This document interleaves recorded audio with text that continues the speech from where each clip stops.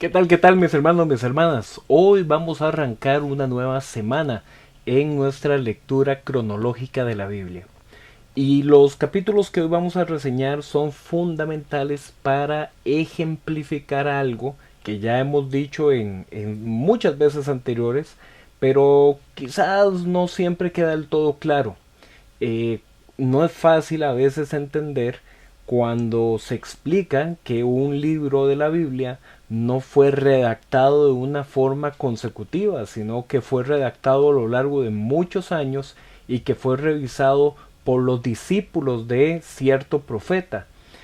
Para nosotros eso a veces es raro de entender porque nosotros estamos viviendo en el siglo XXI y tenemos el contexto muy diferente porque pensamos en que cuando se dice que cierto libro es de cierto escritor, claramente entonces estamos pensando, ok, ese libro fue pensado y redactado por esa persona.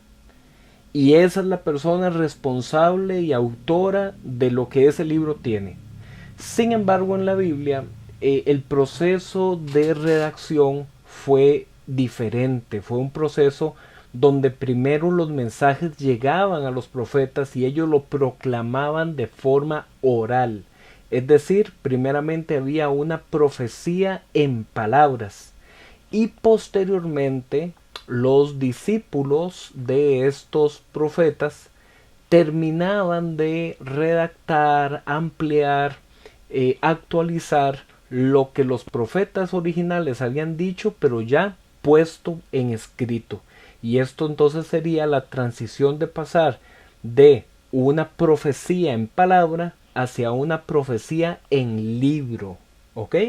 Y ese es un proceso que se dio de forma natural, lo hablamos mucho cuando conversamos las reseñas del profeta Isaías, que es un libro que abarca una historia de más de 200 años, donde claramente pues hubo diferentes capas de mensaje que fueron conservadas por los discípulos de este profeta. Así es que en estos capítulos vamos a ver un ejemplo que quedó escrito en la Biblia de esto. Y es muy interesante para entonces poder entender cómo se dio mucho de este proceso de redacción de los libros del Antiguo Testamento. Y es que si nosotros vemos en el capítulo 35 y 36, la historia nos va a retroceder unos 15 años de el momento en el que estábamos en los capítulos anteriores, porque recuerden que en los capítulos anteriores hemos estado viendo la relación que había entre Jeremías y el rey Sedequías, ¿ok? Ese rey Sedequías intentó muchas veces congraciarse con el pueblo, congraciarse con Egipto, con Babilonia, pero constantemente Jeremías le decía, no Sedequías, el juicio y el castigo que viene por medio de Babilonia es inminente.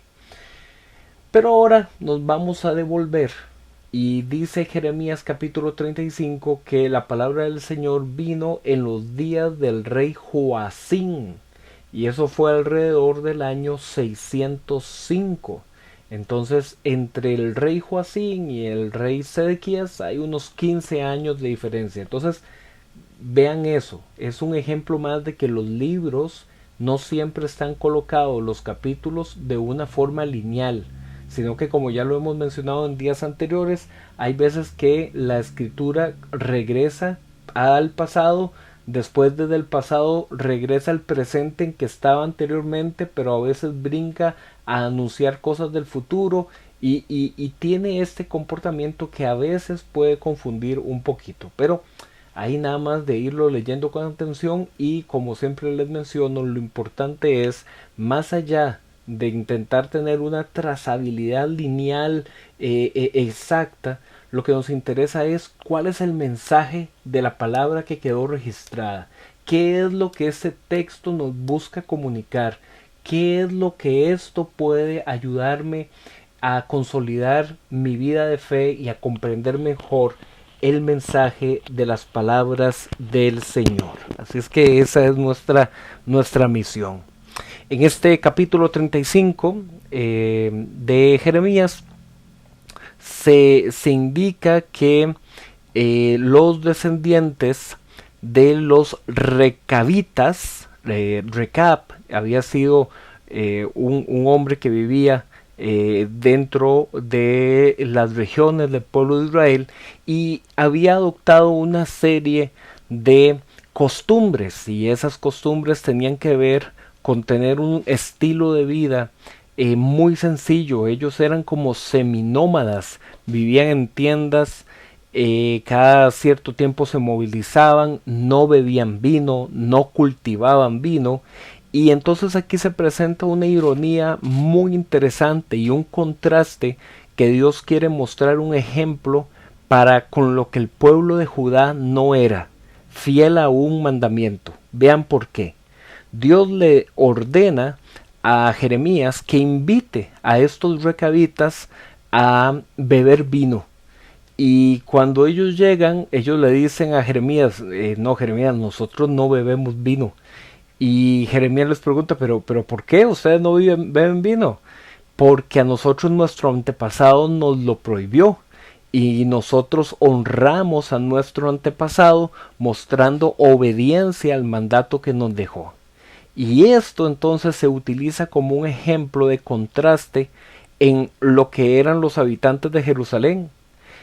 Los recabitas no consumían vino por obedecer el mandato de un hombre que era su antepasado. Y en cambio, los judíos en Jerusalén, a pesar de que habían recibido un mandato de Dios, no los obedecían. Ellos no eran fieles y no honraban el mandato que habían recibido de parte de Dios. Así es que en este capítulo vemos este caso ilustrativo que se hace con estos los recabitas y la obediencia a los mandamientos aunque pasen los años. En Jeremías capítulo 36, que es capítulo clave para lo que mencioné al principio respecto a este tema de la redacción, Dios le indica a Jeremías que ponga por escrito las palabras de las profecías que él ha recibido, desde los tiempos del rey Josías hasta ahora. Es decir, le pide que ponga por escrito todos estos mensajes que ha pronunciado anunciando el juicio que vendrá sobre Judá por todas sus maldades. Y aquí entonces se habla algo muy interesante, se habla que Jeremías, que era el profeta de Dios, él dictaba las palabras y que Baruch, que era el secretario de Jeremías, las iba escribiendo en un gran rollo. Entonces vemos aquí como una secuencia de la transmisión de las palabras de Dios. Jeremías lo recibía de parte de Dios y Baruch lo recibía de parte de Jeremías. Vemos entonces esta cadena de mensaje profético para que quede por escrito. Por eso les digo que es un ejemplo ilustrativo muy bonito de cómo se fueron formando los libros en el Antiguo Testamento. Pero cuando entonces terminaron de poner por escrito todas las profecías, Jeremías le dijo a su secretario Baruch que fuera al atrio del templo, es decir, a la plaza, a la entrada del templo en Jerusalén, y que se pusiera a leer este rollo para que el pueblo escuchara una vez más todos estos mensajes de anuncio de juicio, a ver si se arrepentían. Pero cuando Baruch comenzó a leer, los oficiales del rey lo escucharon y tomaron el rollo de parte de Baruch y lo leyeron por aparte. Entonces los oficiales del rey toman el rollo y se lo llevan al rey. Y conforme le iban leyendo al rey este primer rollo de las profecías de Jeremías, el rey Joacín ordenaba que cortaran el libro en esa parte que acababan de leer y lo fueran quemando.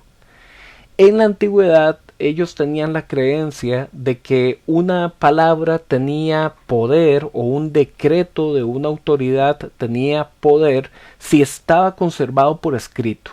Entonces, tomar esos pedazos de rollo y irlos quemando era una forma simbólica de decir no creemos en esta palabra, esto no viene de parte de Dios y esto no tiene autoridad sobre nosotros.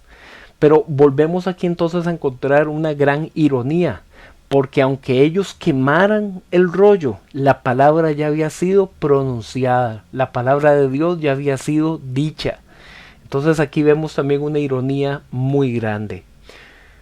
Hay también otro mensaje muy contundente, que aunque el rey y sus oficiales una vez más tuvieron la oportunidad de escuchar los anuncios de juicio que venían contra ellos, no se indignaron, no tuvieron ningún problema, no se sintieron avergonzados, no rasgaron sus vestiduras al oír el mensaje de las profecías de Jeremías.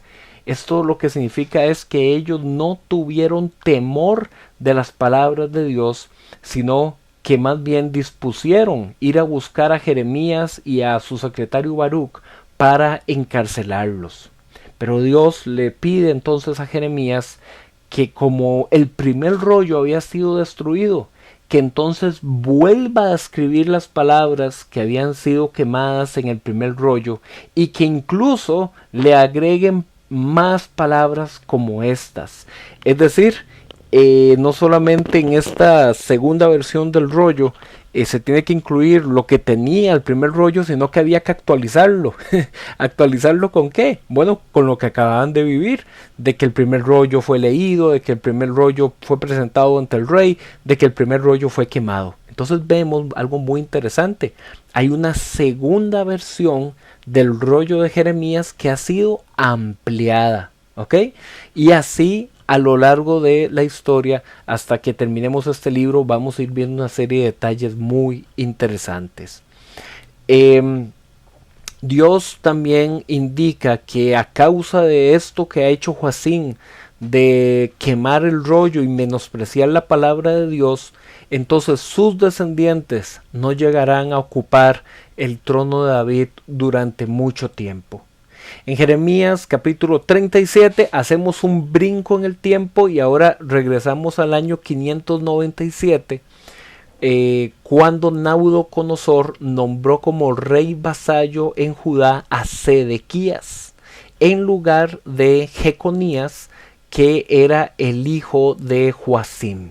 De esta forma entonces se cumple el castigo sobre Joacim, de que sus hijos no iban a permanecer en el trono de Judá por haber quemado el rollo de Jeremías. Este nuevo rey no fue obediente al llamado del arrepentimiento de las palabras dadas por Jeremías, sino que Sedequías buscaba el apoyo de los egipcios para a resistir los ataques de los babilonios. Pero eso fue solamente un alivio temporal, porque Jeremías volvería a anunciar que los babilonios iban a regresar para tomar la ciudad. Entonces los oficiales de Sedequías tomaron como prisionero a Jeremías, y este es el motivo o una de las principales causas por las que en los capítulos anteriores hemos visto que Jeremías estaba preso. Ahora entendemos por qué. Igualmente, Jeremías fue encarcelado en un calabozo subterráneo, pero después fue trasladado al patio de la guardia que estaba en Jerusalén. Así es que mañana vamos a continuar con uno de los puntos claves en este libro de Jeremías, porque mañana vamos a ver qué pasó finalmente entre Babilonia y Jerusalén. Pero eso lo vemos mañana. Nos vemos.